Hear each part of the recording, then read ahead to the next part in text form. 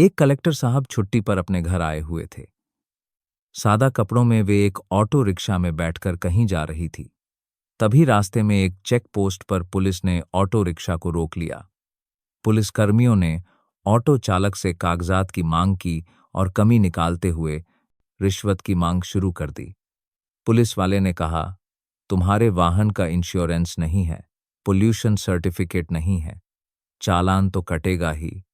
Auto चालक हाथ जोड़कर बोला, साहब मुझसे गलती हो गई, कागज मेरे पास है लेकिन घर पर छूट गए हैं, मैं कल दिखा दूंगा, कृपया माफ कर दीजिए। पुलिसकर्मी ने सख्ती से कहा, नहीं, चालान तो कटेगा, अगर चालान नहीं कटवाना चाहते तो 2000 दे दो। यह सुनकर कलेक्टर साहब चुपचाप पूरी घटना देख रहे थे। ऑटो रिक्शा वाला विनम्रता से कहता है, साहब अभी तो मैं घर से निकला हूं, दिन की शुरुआत ही हुई है, मेरे पास पैसे नहीं है, अभी तक मैंने सिर्फ शून्य ही कमाया है, मैं आपको कहां से पैसा दूं। पुलिसकर्मी तंज कसते हुए जवाब देता है, तुमने कल तो कमाया होगा, वह पैसा कहां गया, उन्हीं पैसों में से दे दो। ऑटो चालक ने निराश स्वर में कहा, साहब वह पैसे तो कल ही खर्च हो गए, मेरे पास सच में पैसे नहीं है, आप मुझे माफ कर दीजिए, आगे से ऐसी गलती कभी नहीं करूंगा, मैं हमेशा अपने कागज साथ रखूंगा। इस पूरी बातचीत के दौरान कलेक्टर साहब जो ऑटो के पीछे बैठे थे, चुपचाप सब कुछ देख और सुन रहे थे। जब पुलिसकर्मी ऑटो रिक्शा वाले पर रौब डालने और डराने की कोशिश करने लगा तो कलेक्टर साहब उसकी हरकतों पर ध्यान देने लगे। जब पुलिस वाला उल्टा सीधा बोलने लगा तो कलेक्टर साहब को गुस्सा आ गया। उन्होंने पुलिस वाले से कहा, तुम्हारा ड्यूटी यहां पर किसने लगाई है, तुम्हें चालान काटने का अधिकार किसने दिया है, यह कोई तरीका है, इस तरीके से किसी से बात करते हो। पुलिस वाला यह समझ ही नहीं पाया कि ऑटो में बैठा व्यक्ति कौन है। उस समय कलेक्टर साहब शर्ट, पैंट और चप्पल पहने हुए थे और साधारण कपड़ों में थे। वे अपने दोस्त से मिलने के लिए घर से निकले थे। पुलिस वालों को लगा कि यह कोई आम आदमी है जो उनसे इस तरीके का सवाल जवाब कर रहा है। पुलिस वाला कलेक्टर साहब को गाली देने लगा, उल्टा सीधा बोलने लगा। फिर उसने उनका कॉलर पकड़कर खींचा और ऑटो से बाहर निकालकर एक थप्पड़ मार दिया। लेकिन दोस्तों, उसके बाद जो पुलिस वाले के साथ हुआ वह आप सोच भी नहीं सकते। जब आप जानेंगे तो आपके पैरों तले जमीन खिसक जाएगी। पुलिस वाला कलेक्टर साहब और उस ऑटो रिक्शा वाले को गिरफ्तार करके अपने थाने ले जाता है। लेकिन फिर भी कलेक्टर साहब अपनी पहचान नहीं बताते और यह नहीं कहते कि वह कलेक्टर हैं। लेकिन दोस्तों, उस रात ऐसा क्या हुआ कि पूरे थाने में हंगामा मच गया। ऑटो रिक्शा वाले की भी पैरों तले जमीन खिसक गई, साथ ही उस सिपाही के साथ जो इन दोनों को गिरफ्तार करके लाया था। कुछ ऐसा हुआ जिसे जानकर सच में आपके होश उड़ जाएंगे। दोस्तों, यह घटना बेहद दिलचस्प है, आइए इसके माध्यम से पूरी सच्चाई जानते हैं। लेकिन दोस्तों, वीडियो में आगे बढ़ने से पहले आपसे एक छोटी सी रिक्वेस्ट है। अगर आप हमारे चैनल पर पहली बार आए हैं तो कृपया चैनल को सब्सक्राइब करें और वीडियो को लाइक करें। इससे हमारा हौसला बढ़ेगा और हम आपको और भी ज्यादा इंटरेस्टिंग कहानियां सुनाते रहेंगे। दोस्तों, यह सच्ची घटना गुजरात के एक छोटे से गांव की है जो कलेक्टर साहब थे। उनका नाम अभय प्रताप सिंह था। अभय प्रताप अपने माता पिता के इकलौते बेटे थे। उनकी जिंदगी बचपन से ही संघर्षों से भरी रही। आज से 8 साल पहले उनकी हालत बिल्कुल अलग थी। उस प्रकार के साल पहले उनकी हालत बिल्कुल अलग थी। समय साहब अपने पिताजी के साथ सब्जी मंडी में सब्जी बेचने जाया करते थे। दिन भर कड़ी मेहनत के बाद बमुश्किल ही 200 से ही 300 कमा पाते थे। इन्हीं पैसों से वे अपनी पढ़ाई का खर्च उठाते थे और अपने माता पिता व परिवार का भरण पोषण करते थे। उनकी यह मेहनत और संघर्ष ही उनकी सफलता की नींव बनी। और दोस्तों, उन दिनों कलेक्टर साहब अपनी जिंदगी से हार चुके थे। वे चाहते थे कि वे अपने जीवन में एक बेहतर इंसान बने ताकि किसी के सामने उन्हें झुकना ना पड़े। अक्सर लोग उनका मजाक उड़ाते थे, गालियां देकर और अपमानजनक बातें बोलकर चले जाते थे, और वह उनका कुछ नहीं बिगाड़ पाते थे। यही अपमान और निराशा ने उन्हें अपनी जिंदगी बदलने की प्रेरणा दी। कलेक्टर साहब, जिनका नाम अभय प्रताप सिंह था, ने अपना गांव और परिवार छोड़ दिया और दिल्ली चले गए। वहां जाकर उन्होंने अपसी की तैयारी शुरू की। उन्होंने अगले प्रेस की 4-5 साल तक दिन रात मेहनत की और पूरी लगन से पढ़ाई की। आखिरकार उनकी मेहनत रंग लाई और वह एक कलेक्टर बन गए। जब उनके माता पिता को यह पता चला कि उनका बेटा अब डीएम बन गया है, तो उनकी खुशी का ठिकाना नहीं रहा। अभय प्रताप सिंह इस खुशी को अपने माता पिता के साथ बांटना चाहते थे, क्योंकि उनके माता पिता ने उनके लिए कई मन्नतें मांगी थी। उन्होंने अपनी पूरी जिंदगी की कमाई अपने बेटे की पढ़ाई पर खर्च कर दी थी और अपना सब कुछ न्योछावर कर दिया था। इसलिए अभय ने सोचा कि ट्रेनिंग पर जाने से पहले वह घर जाकर अपने माता पिता से मिले और उनके साथ पूजा पाठ करवाएं, ताकि उनकी मन्नतें पूरी हो जाए और सब कुछ सही तरीके से आगे बढ़े। अब दोस्तों, कलेक्टर साहब अपने घर लौटने की तैयारी करते हैं और यहीं से एक नई कहानी शुरू होती है। साहब अपने माता पिता से मिलने के लिए दिल्ली से अपने घर लौटने की तैयारी आते हैं। दोस्तों, जब कलेक्टर साहब ने अपएससी की तैयारी के लिए अपना गांव छोड़ा था, तब से वह कभी घर वापस नहीं आए थे। इस बार जब वह घर लौटते हैं तो गांव में खुशी का माहौल हो जाता है। हर किसी के चेहरे पर गर्व नजर आता है। गांव के लोगों में मिठाई बांटी जाती है और एक दूसरे को बधाई देते हैं कि उनका लड़का अब कलेक्टर बन गया है, डीएम बन गया है। कलेक्टर साहब 3-4 दिन अपने माता पिता के साथ घर पर रहते हैं। वह अपने माता पिता की सेवा करते हैं, उनके साथ समय बिताते हैं और उनके संघर्षों को याद करते हैं। इसी बीच एक दिन उनके पिताजी उनसे कहते हैं, बेटा बाजार से मेरी दवाई लेते आना, मेरी दवाई खत्म हो गई है। कलेक्टर साहब जवाब देते हैं, ठीक है पिताजी, मैं शाम को बाजार जाऊंगा और दवाई लेते आऊंगा। यह कहकर वह घर से निकल जाते हैं और यहीं से कहानी एक नया मोड़ लेती है। दोस्तों, उस समय कलेक्टर साहब के पास अपनी खुद की गाड़ी नहीं थी, क्योंकि उनकी नई नई ज्वाइनिंग हुई थी। दिल्ली में पढ़ाई के दौरान भी उनके पास कोई निजी गाड़ी नहीं थी। उनके पिताजी भी मेहनत मजदूरी करने वाले इंसान थे, इसीलिए गाड़ी की कोई जरूरत नहीं समझते थे। कलेक्टर साहब घर से पैदल ही निकल जाते हैं और गांव के रास्ते से गुजरते हुए जा रहे होते हैं। तभी बीच रास्ते में उनके एक पुराने मित्र का फोन आता है। यह मित्र पहले उसी गांव में रहता था और कलेक्टर साहब का पड़ोसी भी था, लेकिन उसके पिताजी सरकारी नौकरी में थे। इसलिए उन्होंने शहर में जमीन खरीदकर वहां घर बना लिया और पूरे परिवार के साथ शहर में शिफ्ट हो गए। मित्र से बात करते हुए कलेक्टर साहब उसे मिलने की इच्छा जाहिर करते हैं। उनका मित्र कहता है, ठीक है, तुम मेरे घर आ जाओ, यहीं बैठकर मुलाकात कर लेंगे और आराम से बातचीत करेंगे। वह यह भी बताता है कि उसने अपनी मम्मी को बताया है कि तुम कलेक्टर बन गए हो। यह सुनकर उसकी मम्मी भी बहुत खुश हो गई और कहने लगी, उसे घर बुलाओ, मैं भी उससे मिलना चाहती हूं। यह सुनकर कलेक्टर साहब सहमत हो जाते हैं और अपने मित्र के घर जाने का फैसला करते हैं। लेकिन दोस्तों, वह नहीं जानते थे कि यह मुलाकात उनकी जिंदगी को एक नया मोड़ देने वाली थी। अब दोस्तों, कलेक्टर साहब अपने मित्र से कहते हैं, ठीक है, थोड़ा समय लगेगा, मेरे पास गाड़ी नहीं है, ऑटो से आ रहा हूं, थोड़ा इंतजार करो, मैं थोड़ी देर में तुम्हारे घर पहुंच जाऊंगा।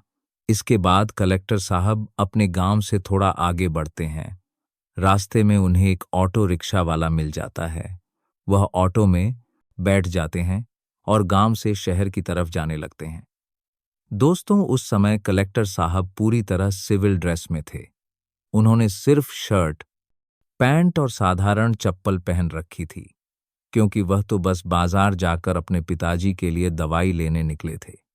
लेकिन बीच रास्ते में उनके मित्र का फोन आ जाने से उन्होंने सोचा कि जब शहर जा ही रहे हैं तो उससे भी मिल लेते हैं। कलेक्टर साहब सोचते हैं, मित्र है, उसे मिलने में कैसी औपचारिकता, कपड़े भले साधारण हों, क्या फर्क पड़ता है, वैसे भी दोस्तों चाहे इंसान कितना ही बड़ा आदमी क्यों ना बन जाए, जब वह अपने गांव और घर पर होता है तो उसे साधारण कपड़ों और चप्पल में ही सुकून और अपनापन महसूस होता है। उसी सादगी में असली खुशी होती है। तभी ऑटो रिक्शा शहर की ओर बढ़ रहा होता है। लेकिन दोस्तों इसी सफर के दौरान कुछ ऐसा होता है जिससे कहानी अचानक एक रोमांचक मोड़ लेती है।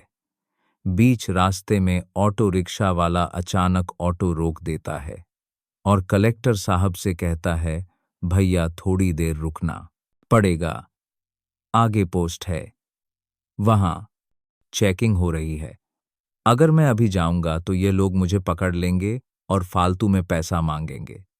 कलेक्टर साहब हैरान होकर पूछते हैं, अरे ऐसा क्यों, तुम्हारे पास कागज तो सब सही है ना?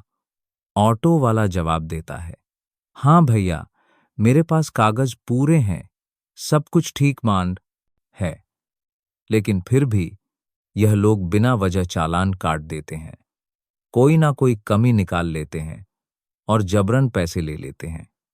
यह सुनकर कलेक्टर साहब नाराज होते हैं और कहते हैं, अच्छा ठीक है, चलो मैं देखता हूं कि वे लोग कैसे तुम्हें रोकते हैं और तुमसे पैसे मांगते हैं। लेकिन ऑटो वाला डरते हुए कहता है, नहीं भैया ऐसा मत करो, मैं कई बार पकड़ा गया हूं, यह लोग मेरी कोई बात नहीं सुनते हैं, उल्टा मुझे डरा धमका कर पैसे वसूल लेते हैं। कलेक्टर साहब थोड़ी देर सोचते हैं, लेकिन फिर कहते हैं, डरो मत, मैं तुम्हारे साथ हूं, चलो आगे बढ़ते हैं, अगर कुछ होगा तो मैं संभाल लूंगा। दोस्तों कलेक्टर साहब को अभी भी यह अंदाजा नहीं था कि चेक पोस्ट पर जो होगा वह उनकी जिंदगी के इस सफर को एक अनोखा मोड़ देने वाला है। ऑटो रिक्शा वाला कहता है, भैया यह लोग हर बार कुछ ना कुछ नुक्स निकाल ही लेते हैं, चाहे मेरे कागज सही हों, फिर भी पकड़कर पैसा वसूल करते हैं। कलेक्टर साहब उसे समझाने की कोशिश करते हुए कहते हैं, अरे यार तुम मेरी बात क्यों नहीं समझ रहे? अगर तुम्हारे पास सब कागज सही है तो तुम्हें डरने की जरूरत ही नहीं है। अगर तुमने कोई गलत काम नहीं किया तो वे तुमसे पैसा क्यों लेंगे? यह सुनकर ऑटो वाला गुस्से में आ जाता है और कहता है, देखिए भैया, अगर आपको इतनी जल्दी है तो आप उतर जाइए, कोई दूसरी गाड़ी पकड़कर चले जाइए, लेकिन मैं अभी आगे नहीं जाऊंगा, क्योंकि मुझे पता है कि वहां जाएंगे तो यह लोग मुझे जरूर फंसा लेंगे और अगर फंसा लेंगे तो पैसा देना ही पड़ेगा। सच कहूं, अभी मेरे पास पैसा भी नहीं है। ऑटो वाले की बात सुनकर कलेक्टर साहब सोच में पड़ जाते हैं। वह समझ जाते हैं कि ऑटो वाला अपने अनुभव के आधार पर बात कर रहा है और उसका डर वास्तविक है। फिर कलेक्टर साहब शांत होकर उसे अपने पास बुलाते हैं और समझाते हैं, देखो तुम परेशान मत रहा हो, अगर तुम्हारे पास सारे कागज सही हैं, गाड़ी का रजिस्ट्रेशन, इंश्योरेंस, लाइसेंस, तो तुम क्यों डरते हो? यह तुम्हारा अधिकार है कि तुम पुलिस से पूछो कि वे तुमसे पैसे क्यों मांग रहे हैं। अगर तुमने कोई गलती नहीं की है तो तुम्हें पैसा देने की जरूरत ही नहीं है। पुलिस से डांत वाले बेवजह तुमसे पैसा नहीं ले सकते। कलेक्टर साहब की बात सुनकर ऑटो वाला थोड़ा शांत हो जाता है, लेकिन उसके चेहरे पर अभी भी डर और संकोच साफ झलकता है। दोस्तों कलेक्टर साहब ने भले ही उसे समझा लिया हो, लेकिन वे नहीं जानते थे कि आगे क्या होने वाला है। चेक पोस्ट पर उनका सामना ऐसी स्थिति से होगा जो सब कुछ बदल कर रख देगी। तब ऑटो रिक्शा वाला थोड़ा झिझकते हुए कहता है, साहब देखिए, कल मैं गाड़ी की सफाई कर रहा था, उसी दौरान गाड़ी के सारे कागज बाहर निकाले थे, लेकिन गलती से वे कागज घर पर ही छूट गए। अब अगर मैं वहां जाऊंगा तो वे लोग मुझसे कागज मांगेंगे और जब मैं कहूंगा कि कागज घर पर है तो वे चालान काटने के लिए कोई ना कोई बहाना बना ही लेंगे, इसीलिए मैं नहीं जाना चाहता हूं। यह सुनकर कलेक्टर साहब थोड़ा गंभीर हो जाते हैं और कहते हैं, अच्छा एक बात बताओ, यह गाड़ी तुम्हारे नाम पर है और कागज भी तुम्हारे घर पर ही है, यह सच सच बताना। जब ऑटो रिक्शा वाला कहता है, हाँ भैया मैं सही बोल रहा हूं, गाड़ी मेरे नाम पर है, अभी 1 साल हुआ है मुझे यह गाड़ी लिए हुए और इसकी किस्त भी भर रहा हूं, सब कुछ ठीक है, कोई भी दिक्कत नहीं है, लेकिन फिर भी यह लोग परेशान करते हैं और पैसा ले लेते हैं। तब कलेक्टर साहब कहते हैं, ठीक है, मैं गाड़ी में पीछे बैठा हूं, चलो जितना भी पैसा यह लोग तुमसे मांगेंगे वह सारा पैसा मैं तुम्हें दूंगा और इनको मैं दे दूंगा, लेकिन तुम मुझे लेकर चलो, मुझे देखना है कि यह लोग तुमसे कितना पैसा मांग सकते हैं। अब ऑटो रिक्शा वाला भी मजबूर होकर कहता है, ठीक है चलता हूं, लेकिन जो भी पैसा यह लोग मांगेंगे वह सारा पैसा मैं नहीं दूंगा, आपको ही देना पड़ेगा। कलेक्टर साहब कहते हैं, ठीक है मैं दे दूंगा, चलो। इस तरह से जब वे आगे बढ़ते हैं और जैसे ही बैरियर के पास पहुंचते हैं तो दोस्तों 3-4 कांस्टेबल वहां पर खड़े थे। उन्होंने ऑटो रिक्शा वाले को रोक लिया और साइड में गाड़ी लगाने के लिए कहा। ऑटो रिक्शा वाला तुरंत गाड़ी को साइड में लगा देता है। तभी वहां एक कांस्टेबल आता है और कहता है, गाड़ी का कागज दिखाओ।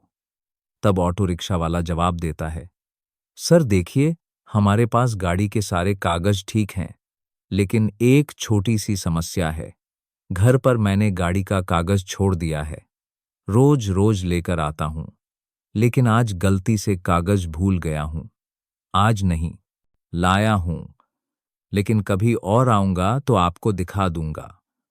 तब पुलिस वाला अपने मोबाइल में कुछ चेक करता है और चेक करने के बाद कहता है, तुम्हारी गाड़ी का पोल्यूशन नहीं है और तुम्हारा गाड़ी का इंश्योरेंस भी फेल है, तुम्हें चालान तो देना ही पड़ेगा।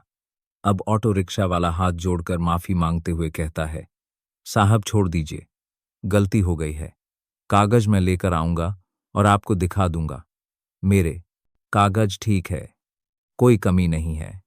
तब पुलिस वाला कहता है, नहीं देखो 2,000 दे दो तो मैं तुम्हारा चालान नहीं काटूंगा और तुम्हें छोड़ दूंगा, तुम्हारा ज्यादा पैसा भी खर्च नहीं होगा।